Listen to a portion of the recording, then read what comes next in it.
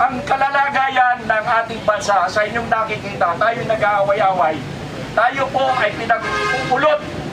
Tayo ay pinag-aaway-away para hindi natin pakita ang kabuuang larawan ng mga nangyayari. Gumagawa na sila ng mga permanent structure sa Subic. Maglalagay daw sila doon ng gawaan ng bala. Tuwan-tuwa naman yung iba sapagkat di na kami magkakatrabaho. Pero hindi nyo nakikita ito'y isang manipulasyon. Isang bagay lang ang nakakatuwa. Mahaba na ako kasi wala namang magsasalita. Di nakabaan ko na. Ganito yan. Nagpapasalamat ako. Dahilan sa awayan ng China at ng Amerika, ang sabi nung isang tagapagsalita at napanood ko, yung daw MAD. Sabi nung Chinese, MAD. Ano kaya yung MAD? Mutual Assured Destruction. Ibig sabihin, pag naglaban ang China at Amerika, walang mabubuhay. Bakit? Nuclear weapon ang labanan. Walang matitira sa atin. Lalong-lalo na, wala man lang tayong panlaban dito. Matagal ko nang sinasabi na dapat magkaroon tayo ng kahit anumang taguan. Kapag nagkaroon ng nuclear war, merong nuclear fallout, patay tayong lahat dyan. Eh wala man lang tayong taguan dito eh. Hindi tayo gumagawa at ayaw nilang gawin. Anyway, ito ang sabi ng China na napanood ko. Yun daw ika na mutual assured destruction, dahilan sa China ay meron ng capability na magpaputok ng missile nila diretso papunta sa Amerika. ICBM, meron na. So ibig sabihin, ang sabi nila, we will not harm the Philippines. Itong sabi nila, we will not harm the Philippines. Kahit na nandito ang mga Amerikano, sinasabi lang, we will not harm the Philippines. You know why? Eh panahon pa ni Mahoma, kaibigan na natin ng Chinese eh. Dinidemonize tayo ng Amerika na ika yung Chinese na yan, kinokontrol nila yan. Bakit? Alam niyo ba kung bakit dinidemonize ng Amerika ang China? Dahilan sa tinatawag na hegemony. Alam niyo yung hegemony? Ibig sabihin sila lamang ang pinakamakapangyarihan. Ang problema, may challenge na sa kanila sapagkat ang China ay lumalakas at nacha-challenge yung kapangyarihan ng Amerika na hindi nila papayagan. That is why yung Indo-Pacific na yan, yung daan na yan ng Taiwan, kasi billion yan, trillion ang dumadaan dyan na negosyo ng mga shipping line. Kapag yan ay nakuha ng China, o ibig sabihin ay nagkaroon ng party ang China dyan, hindi na magkakaroon ng hegemony ang Amerika. At ayaw nila yon. Kung kaya ang ginagawa nila, tayong mga Pilipinos, kasi malapit lang tayo doon sa daanan eh, doon lang sa Pagudpod, di ba? Tapos doon, Taiwan na, marinig mo na yung taon na yung tilawak ng manok eh. So yung state na yan, yan ang kanilang kinokontrol at kinokontrol ng Amerika. Sinasabi lang nila na Taiwan yan, pero ang talagang issue dyan, yung Indo-Pacific. Ano yung lugar ng Indo-Pacific yan? Control ng lugar at hindi papayag ang Amerikano na yan ay mapupunta sa China o magkaroon ng bahagi ang China.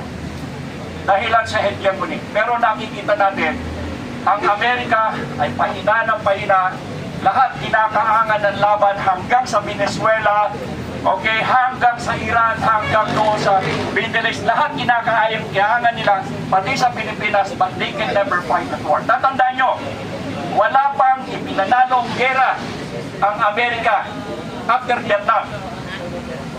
Nanalo ba sila sa Afghanistan? Talo.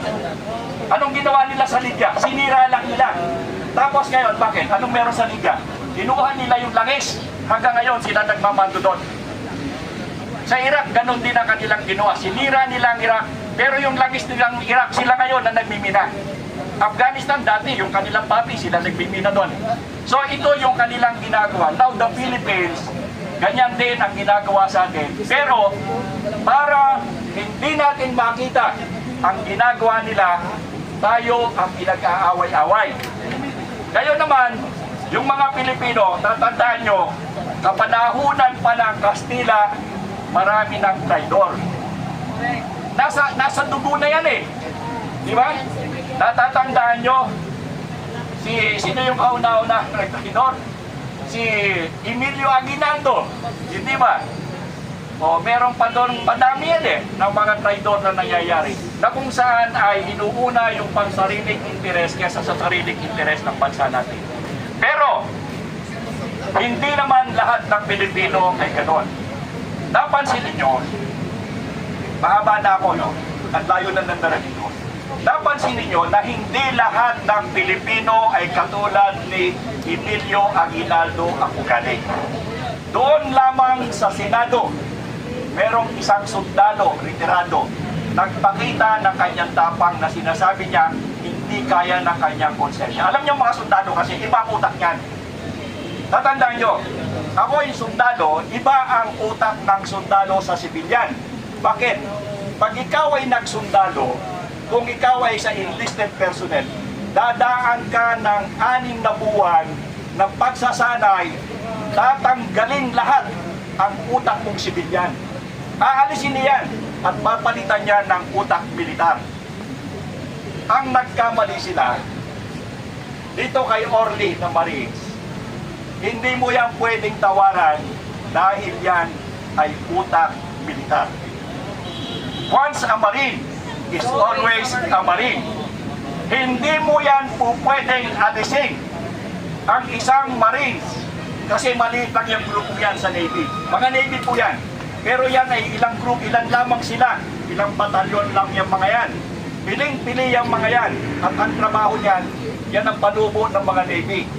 At kahit walang taguan, lulusob yung mga yan. Ganyan katatapak ang Marines natin. At ang Marines, once a Marine, always a Marine. Utak militar ang mga yan.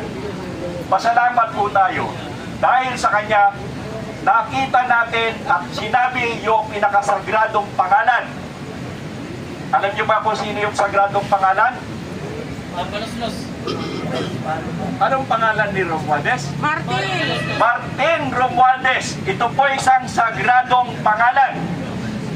Pero yung Marine, sinabi niya ng hayagan na ito ang lahat ng may pakana ng problema natin sa baha. Ito yung kanyang problema, yung baha na yan . So ngayon, ano ang gagawin natin?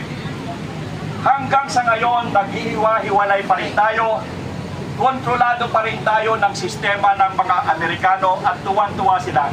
Pero meron lamang silang isang problema. Nasunog na yung kanilang golden boy. Basag na ang pula. So sino naman ang susunod nila? Yan ang aabangan natin. Abangan ang susunod na kabanata. Pero hindi sila titigil. Ang sinasabi ko sa inyo, hindi nila papayagan si Sara Duterte na maging presidente.